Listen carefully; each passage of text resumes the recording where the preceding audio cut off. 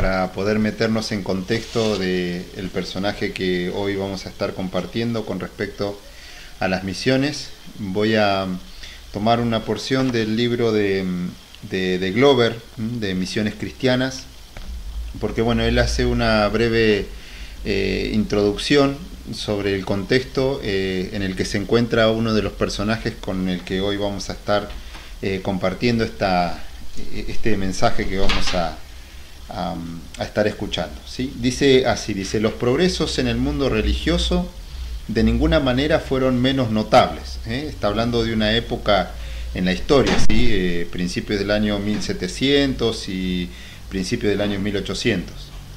Dice, los efectos de los movimientos pietistas y de la Reforma ya se han trazado. Debe confesarse que el racionalismo había dejado la religión evangélica en un bajo nivel en Alemania y Holanda, y el formalismo dominaba en la iglesia establecida de Inglaterra. Pero mientras tanto, el movimiento evangelístico bajo los Wesley y Whitefield había empezado, y la visita de Juan Wesley a América, así como la visita posterior de Zinzendorf y el centro moravo de Herrnhut, ejercieron una influencia distintamente misionera sobre los grandes dirigentes del metodismo. Gloria a Dios que algo de estos personajes comprendemos, ¿no es cierto? Porque para la gloria del Señor hemos estado compartiendo ya como congregación acerca de los legados que han dejado estos personajes en la historia. Y sigo leyendo, dice, por último, pero no de menor importancia, hay que mencionar un marcado avivamiento en la oración a favor del mundo pagano entre los cristianos más espirituales del Antiguo y del Nuevo Mundo. Roberto Millar de Paisley publicó en 1723 una historia de la propagación del cristianismo y de la derrota del paganismo, en el cual insistió sobre la oración como el primero de los 9 métodos para convertir a los paganos. El efecto fue grande. Apelaciones semejantes hechas por otros dirigentes siguieron una tras otra. En 1744, como resultado de un avivamiento, se hizo un llamamiento para un concierto sostenido de oración, para que venga el reino de Dios.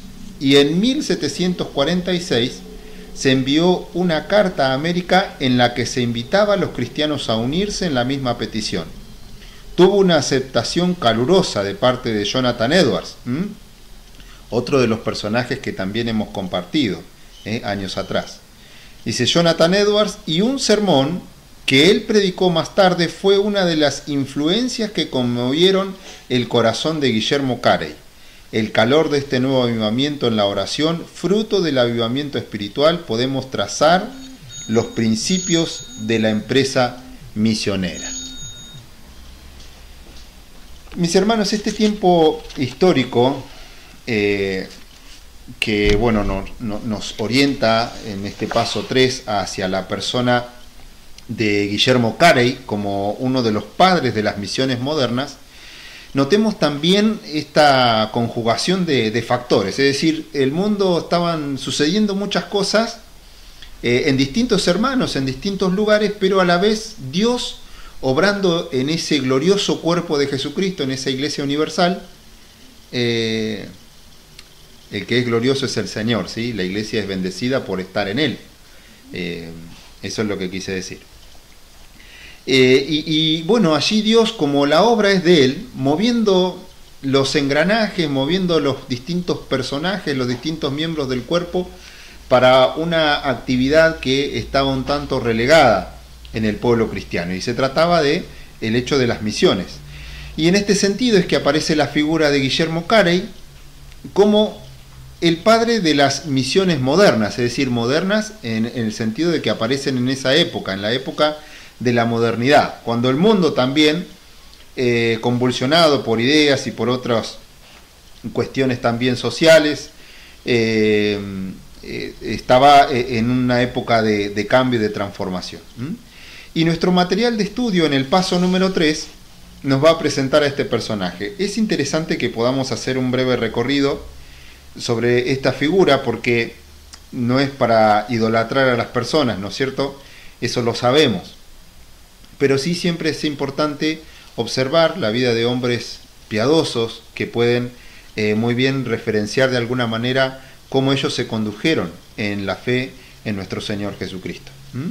Dice, Guillermo Carey era un zapatero de origen humilde, nacido en 1761. Hoy es conocido como el padre de las misiones modernas.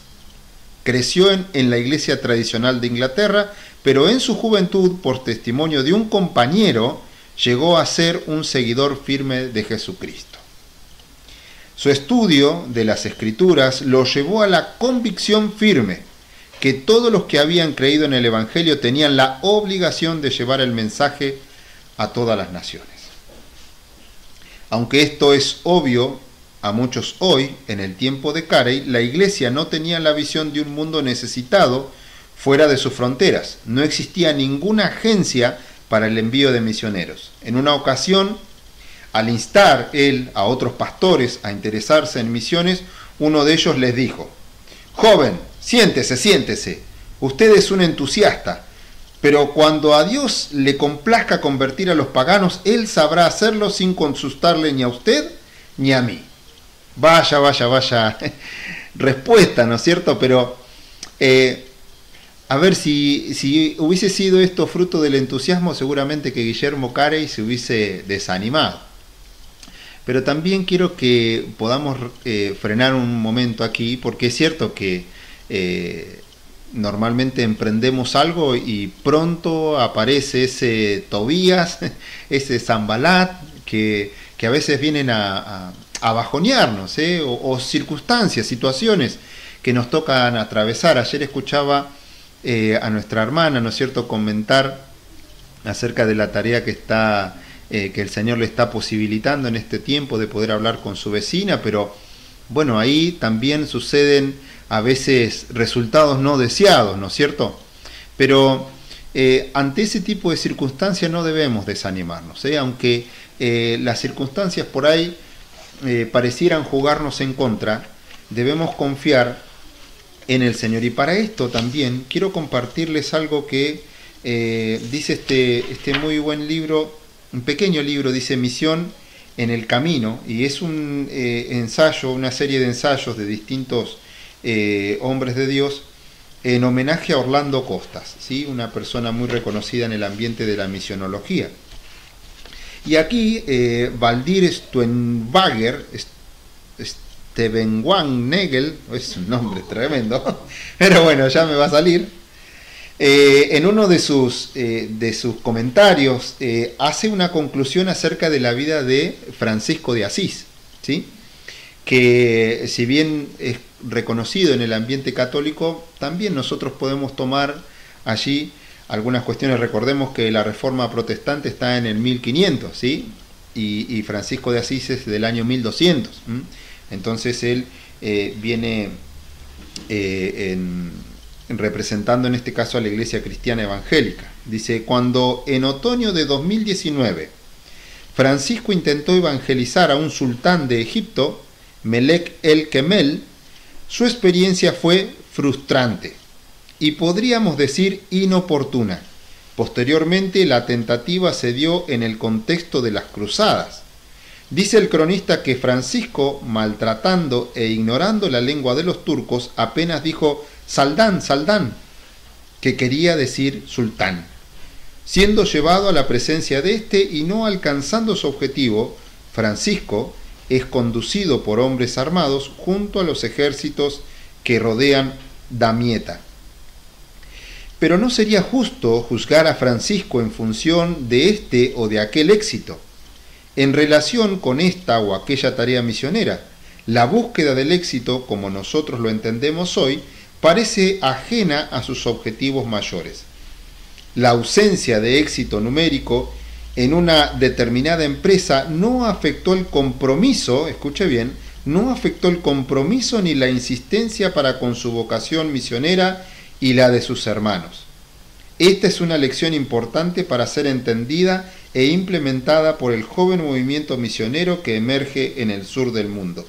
Es preciso ser conscientes de que más importante que el éxito es el llamado, y más crucial que el resultado es la obediencia. Francisco de Asís nos enseña que no hay misión verdadera sin persistencia en el llamado y que la posibilidad del martirio nunca puede afectar el llamado y a la obediencia misionera.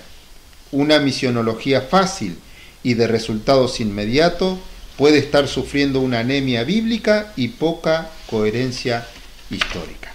Muy interesante, ¿no es cierto?, este comentario. Si bien yo estoy seguro que muchos de ustedes me están acompañando con la lectura de Hechos de los Apóstoles. Recuerdan que a partir del capítulo 13 comienza a mostrarnos todas las experiencias vividas por el apóstol Pablo, y que en ese punto el libro de Hechos de los Apóstoles también podría decirse como título el libro de los hechos misioneros.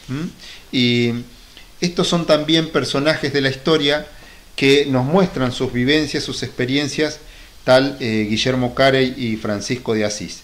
Y que pese a estos obstáculos que se presentan, ellos continúan con una actitud paciente y con una actitud bien definida acerca de su servicio hacia el Señor. Sigo leyendo nuestro material de estudio. Dice: muchos tenían la idea de que la evangelización del mundo era algo que Dios iba a hacer, sin la necesidad de mensajeros humanos. Es cierto que Dios puede haber usado a los ángeles para la evangelización del mundo, pero basándose en la Biblia, Carey escribió: el único método deliberado de Dios es el de obrar por medio de hombres consagrados. Sería también un error, ¿no es cierto?, pensar que los ángeles van a cumplir con nuestra tarea. Lo van a hacer cuando la iglesia ya no esté. Allí, como hemos estudiado, ¿no es cierto?, en escatología, los ángeles tendrán un protagonismo y en la predicación del Evangelio, pero en este momento, en esta etapa, a nosotros como iglesia nos toca realizar esta tarea, ¿sí? Dice, a pesar de la oposición y poco apoyo, en 1792 viajó a la India. Era un viaje largo que duró 5 meses. No iba en avión, seguramente que no iba en avión. Allí trabajaría por el resto de su vida. Nunca regresó a su país natal. En la India pasó muchas dificultades, enfermedades, pobreza, oposición por parte de las autoridades inglesas, quienes gobernaban la India, y la muerte de su hijo y su esposa.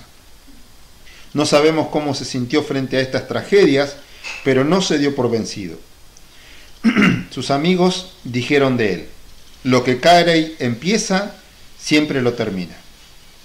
Pasó 7 años sin ver a una persona convertida, pero en 1800, mientras trabajaba traduciendo la Biblia a bengalí, se convirtió el primer indio bajo su ministerio, quien luego fue utilizado para alcanzar a otros. Podemos recordar algunas cosas que el hermano Gaspar nos compartió, ¿no es cierto?, acerca de Guillermo Carey. Ese Carey tenía una capacidad increíble de aprender idiomas. Sabía griego, hebreo, latín, y se dedicaba a aprender y a traducir la Biblia a muchos idiomas de la India, comenzando con el bengalí.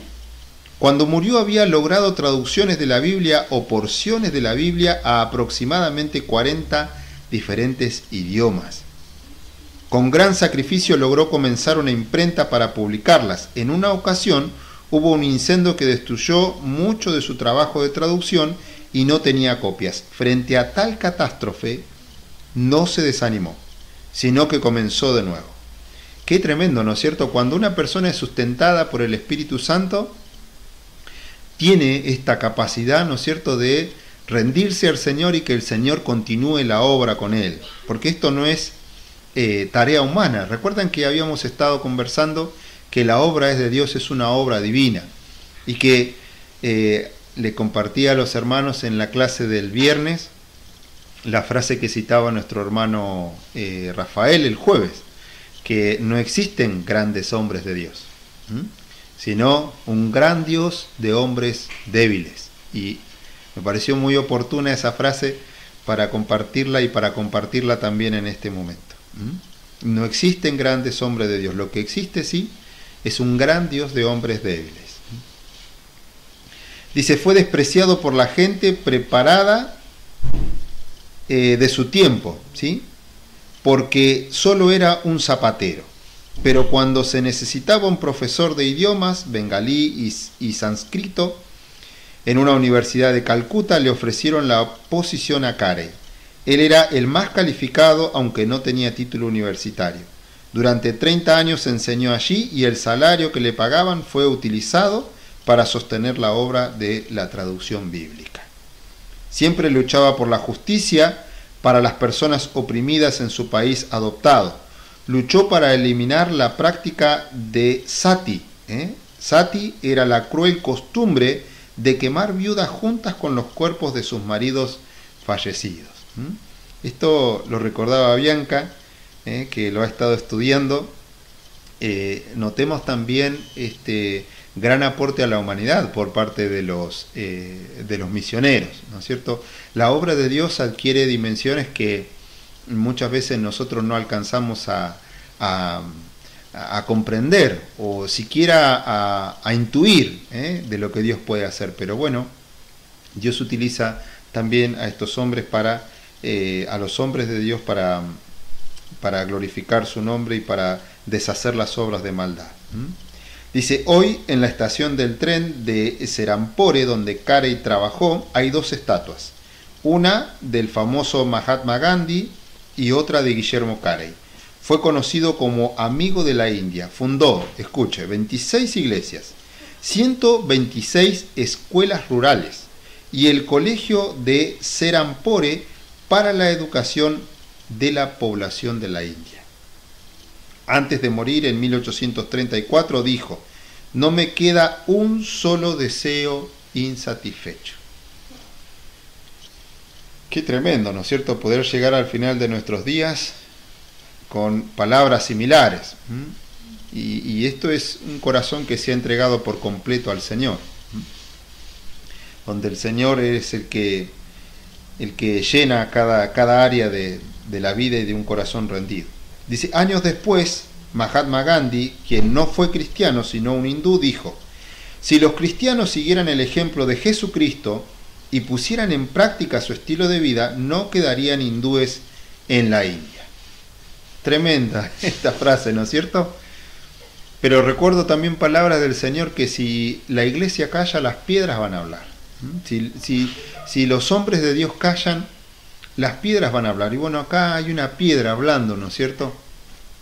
Es que la persona, la figura de nuestro Señor Jesucristo es reconocida en el mundo entero y por los siglos de los siglos será reconocida. Así que tenemos este desafío, ¿no es cierto?, de ser testigos, personas comunes y corrientes, pero que dan testimonio con su vida de aquel en quien ha creído.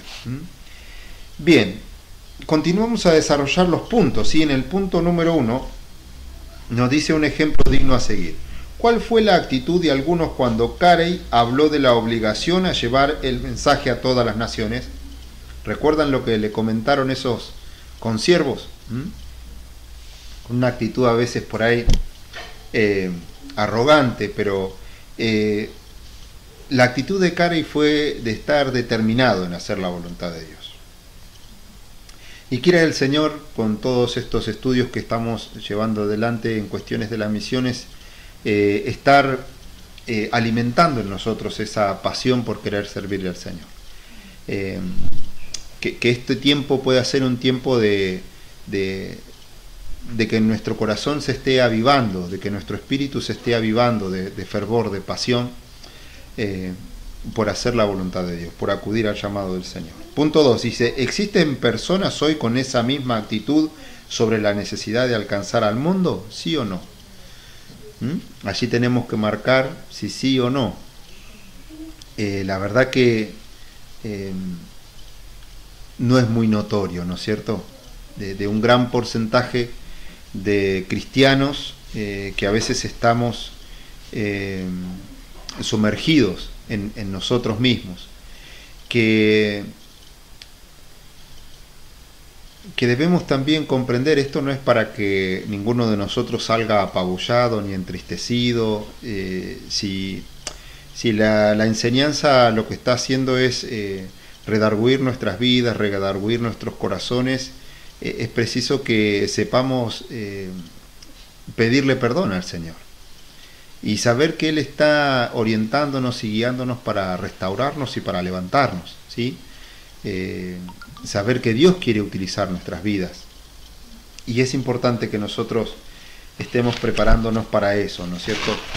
La pregunta número 3 dice: ¿qué argumentos dan hoy como excusa para no ir ni apoyar a quienes van?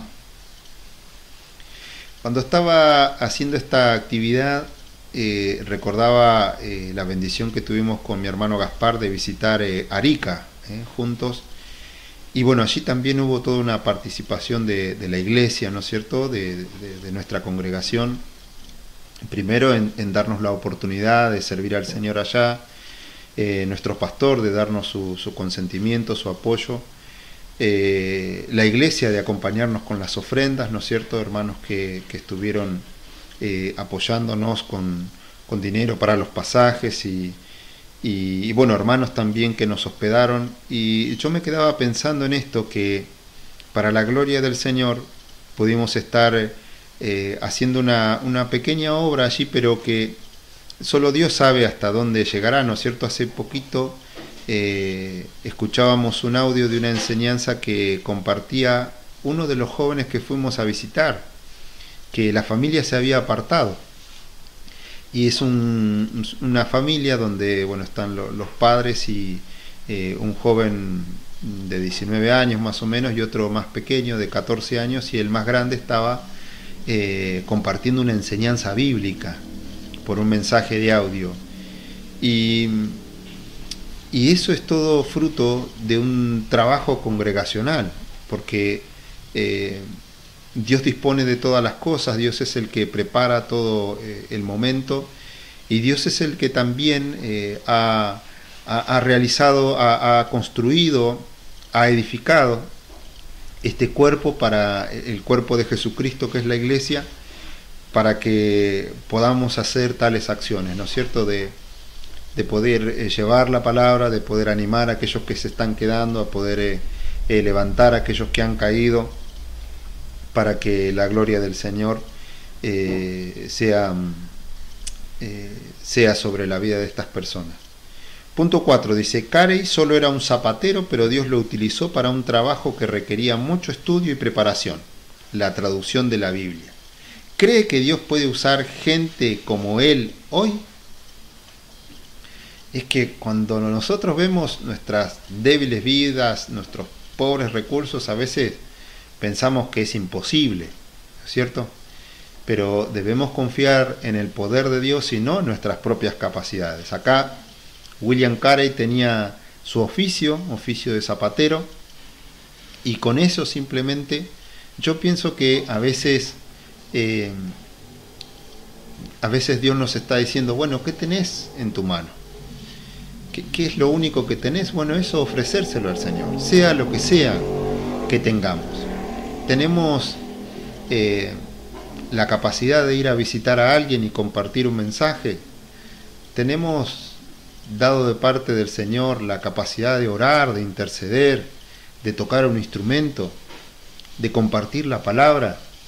Hagámoslo y pongámoslo eso pequeño en las manos del Señor, para que el Señor pueda hacer, tal como ese niño, ¿no es cierto?, que fue encontrado allí en la alimentación de los 5000. ¿Qué habían ahí? 5 panes y 2 peces. Bueno, el Señor bendijo eso y lo multiplicó y dio de comer a muchos.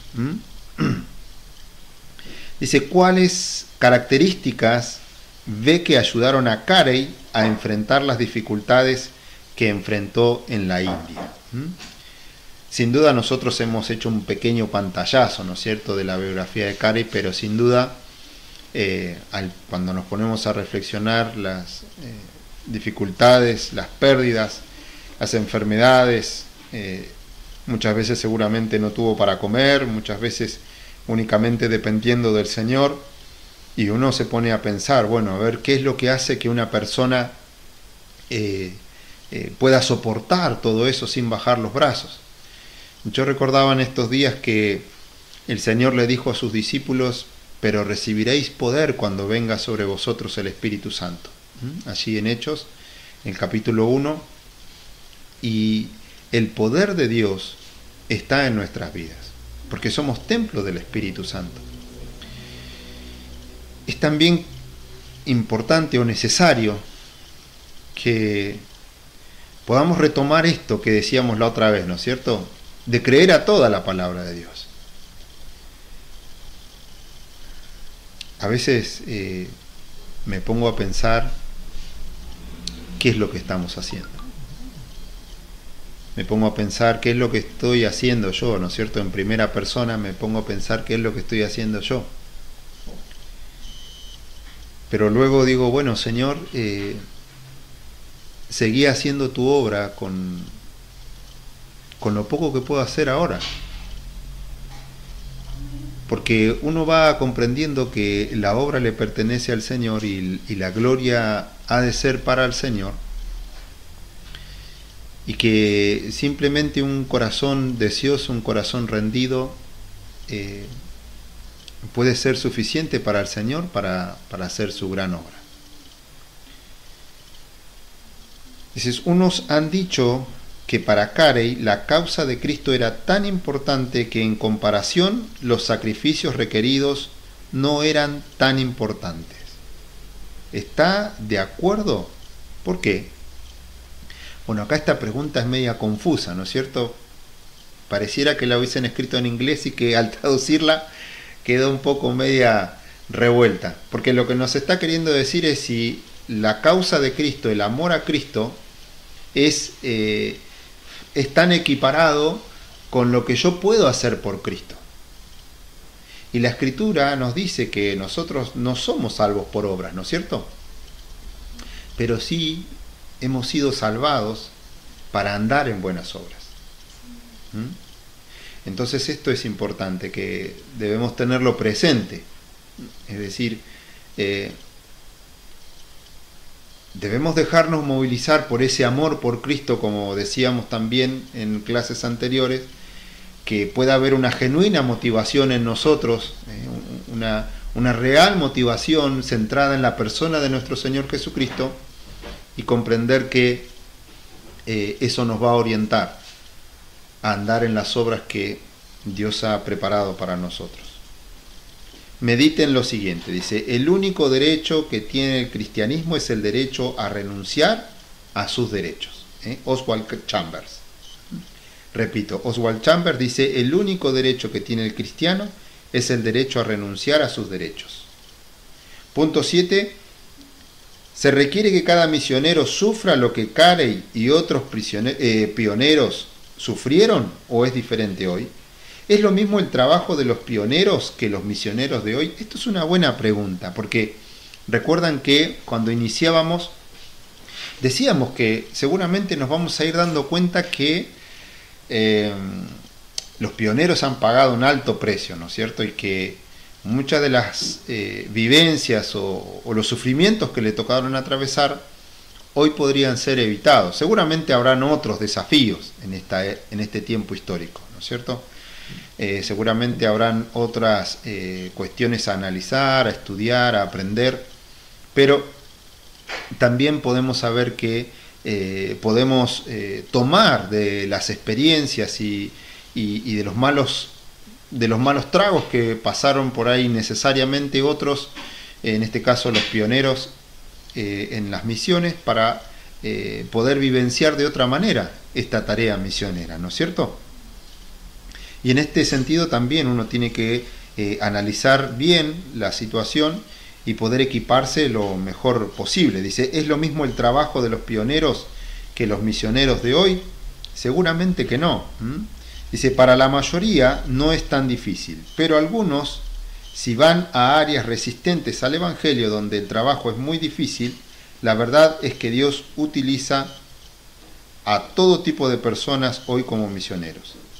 Hay pocos como Carey, pero Dios puede utilizar a cualquiera que dice, aquí estoy, Señor, envíame a mí. Tengo un amigo que fue mi compañero en la Armada, encargado mío, era un suboficial principal, cristiano, y él cuando se fue de baja, se fue de misionero con la familia a Siria, a Siria. Y todavía tenemos relación, nos escribimos, y me decía que él lo que vivió fue fascinante, dice que fue una experiencia incomparable. Es una persona muy preparada en el ambiente militar, entonces él sabía cómo conducirse, cómo orientarse, era de la unidad de REC, era de rescate. Y la verdad que él fue con su hija, fue con su esposa, y sigue todavía participando de las misiones, y tuvo experiencias maravillosas allí compartiendo el Evangelio en una zona tan hostil, ¿no es cierto? Es un lugar tan hostil, pero bueno, como podemos ver, las circunstancias, a pesar de que son difíciles y que hay persecución sobre los cristianos, también allí existen posibilidades de que uno pueda salir, si la voluntad del Señor así lo quiere, ¿no es cierto?, pero sobrellevar de una manera distinta la tarea. Dice, el lema de Carey era: esperen grandes cosas de Dios, intenten grandes cosas para Dios. Y usted, preguntándonos a nosotros, ¿cómo sería diferente su vida hoy si viviera con este lema? Recuerden el lema, a ver, dice, esperen grandes cosas de Dios, intenten grandes cosas para Dios. Claro, si uno no está intentando nada, ¿qué va a esperar? Entonces acá hay algo que puede a nosotros ayudarnos a reflexionar. A veces nuestra vida se convierte tan monótona, nuestra actividad cristiana incluso se convierte tan monótona, tan lineal, tan sin interrupciones, que no esperamos nada distinto, que no esperamos nada que pueda sorprender o apasionar nuestros corazones. Claro, ahí yo voy comprendiendo esta frase que compartíamos, ¿no es cierto?, que la verdadera práctica teológica se desarrolla en estas áreas hostiles, ¿no es cierto?, de las misiones, y no tanto en las torres de marfil de la academia. Es que muchas veces nos perdemos de todas estas cosas, ¿no es cierto?, de poder crecer en la fe y de poder crecer en tantas áreas especiales que tienen que ver con el servicio al Señor. Dice, punto 9, ¿cuáles son algunas cosas grandes que usted espera de Dios actualmente? ¿Se acuerdan cuando compartíamos sobre el apóstol Pablo? El apóstol Pablo tenía ese anhelo, esa visión de llevar el Evangelio hasta España, de pasar por Roma y de ahí ser encaminado hasta el otro extremo del mundo conocido. Y esa es una clara ilustración, ¿no es cierto?, de lo que Carey hoy viene a compartirnos. Había allí una expectativa, había allí una misión en el apóstol Pablo, y bueno, que Dios se encargaría de guiarlo y de orientarlo y de hacer que esa misión pueda cumplirse, porque en todo, ¿no es cierto?, a pesar de nuestras buenas intenciones y a pesar de nuestros buenos deseos, siempre el que hace todas las cosas es el Señor. Pero bien dice la Escritura también que es el Señor el que pone el querer como el hacer. Así que es importante considerar estas cosas también. Dice, punto 10, ¿por qué es que algunos como Carey pueden vivir con tanta fe cuando la mayoría les parece imposible? La fe viene por el oír, ¿no es cierto? La fe no es algo que nosotros podamos soplarlo el uno al otro y decir tóquenme y reciban fe. No, eso no se puede hacer, aunque hay círculos cristianos que intentan practicarlo, ¿no es cierto? Pero la Escritura dice que la fe viene por el oír, y el oír la palabra de Dios. Yo creo que si honestamente estamos escuchando la palabra del Señor en todo esto que estamos aprendiendo con nuestros hermanos, en cada estudio, en cada reunión, tiene dos opciones. O se encuentra con un corazón sensible, con un corazón dispuesto, o se encuentra con un oído cerrado, con gente que escucha solamente partes. Ayer me quedé pensando en lo que compartía nuestra hermana Estefanía, que no son cosas menores, acerca de la necesidad de instruir a nuestros hijos. Y por ahí, como lo hemos escuchado tantas veces, uno podría, cerrar el oído y dedicarse a escuchar otra parte del mensaje. Pero lo mejor que podemos hacer no es escuchar únicamente una parte de lo que Dios quiere decirnos. Porque a pesar de que podamos practicar una buena teología y una buena interpretación bíblica, en la praxis nos contradecimos. Entonces es necesario que individualmente podamos estar reflexionando sobre estas cosas y dejando que el Espíritu Santo, que la palabra del Señor esté formando nuestra vida, ¿no es cierto? Esté moldeando nuestro carácter y nos esté ayudando, porque Dios quiere que andemos en santidad. Punto 11. Dice, si no está esperando nada grande, ¿es probable que intentara algo grande? La verdad es que no, ¿no es cierto? Si uno no está esperando nada, es imposible que esté haciendo algo, ¿no es cierto? O procurando. Si no intenta nada grande, ¿es probable que verá algo grande? Y la probabilidad yo creo que sería casi mínima. Está bien, uno puede estar allí atemorizado, cuidando las pocas gavillas que tiene para que no se lo robe el enemigo, y aparece alguien y dice, el Señor te vio, y el Señor dice que vos sos esforzado y valiente y te va a usar. Bueno, es una probabilidad igual muy pequeña, pero también puede suceder, ¿sí?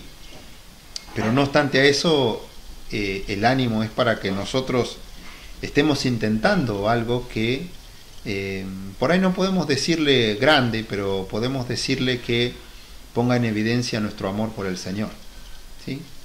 Porque hablar de grandeza tampoco me parece que es muy correcto, pero sí hablar de actividades, de acciones que pongan en relieve nuestra fe, en qué estamos creyendo.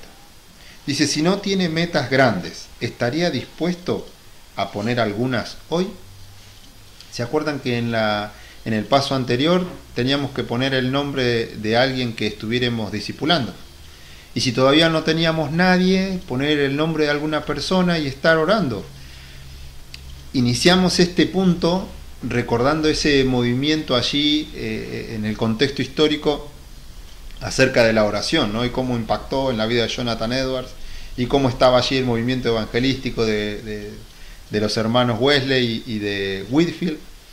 Pero la oración fue también ese gran elemento que Dios nos ha otorgado, ese privilegio que tenemos como iglesia de orar al Señor. Y en este punto de tener metas para el Señor, sería bueno que podamos retomar, al menos empezar por ahí. Empezar por concretar nuestras convicciones. Ir concretando es poner un nombre y comenzar a orar por esa persona y esperar el tiempo del Señor cuando podamos compartirle el Evangelio o visitarle si fuera necesario. Y para detenernos un poquito dice, tal vez hasta ahora su fe ha sido poca, pero Cristo sigue siendo el que nunca nos dejó ni nos abandona. Apunte a algo grande que usted espera de Dios comenzando hoy. Y esto es algo personal, ¿no es cierto? ¿Qué es lo que podemos esperar del Señor? Sé que conociendo por ahí algunos hermanos, uno puede decir que puede estar esperando fulano, mengano, pero esto es algo individual, ¿sí? Algo individual que nosotros podemos anotar allí. Mis hermanos, tengamos presente que la exhortación del Señor siempre es medicina para nuestros huesos.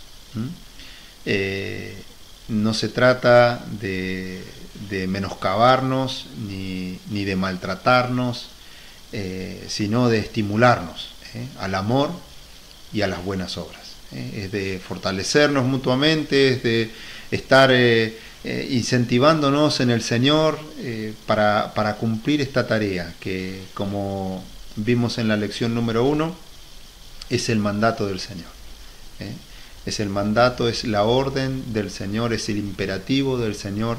Por tanto, a todo lo que ha sido hecho, por tanto a toda la obra de Jesucristo, por tanto a toda la gracia derramada sobre nuestras vidas, id, vayamos y hagamos discípulos, para la gloria del Señor. Oramos.